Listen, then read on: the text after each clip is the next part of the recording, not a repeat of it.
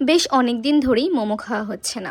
শুধু নিজের জন্য মোমো বানাতে গেলে বেশ খাটনি লাগে। তবে আমার প্রিয়জনরা যদি আমার বানানো মোমো খেতে চায় তাহলে কি আর না বানিয়ে থাকা যায় বলো। এখন যেহেতু বাড়িতে মানুষও বেশি, তাই মোমো বানানোর জন্য একটা আস্ত মুরগি নিয়েছিলাম। যদিও আমি শুধু বুকের মাংসটুকু নিয়ে নিব, আমি মুরগি কাটতে পারি না, তাই খালামণিকে দিয়ে কাটিয়ে নিচ্ছি। তারপর বুকের মাংসটাকে ছোট ছোট পিস করে কেটে নিয়ে ভালো করে ধুয়ে ব্লেন্ড করে নিয়েছি। এবার মাংসের কিমার সাথে দিয়ে দিব রসুন কুচি, পেঁয়াজ কুচি, গাজর, ম্যাজিক মশলা, মরিচের গুঁড়া, লবণ, বরবটি, সয়া সস আর একদম গরম তেল।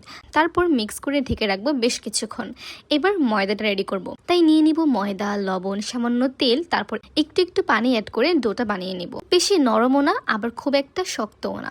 এখন ছোট ছোট লেচি কেটে নিয়ে রুটি বেলে নিয়ে রাউন্ড শেপের ছোট ছোট রুটি কেটে নেব। আমার কাছে এইভাবে রেডি করলে বেশ ইজি মনে হয়। তারপর পুর দিয়ে ইচ্ছে মতো মোমোর শেপ দিয়ে স্টিম করে নিব 15 থেকে 20 মিনিটের মতো। And now it's ready.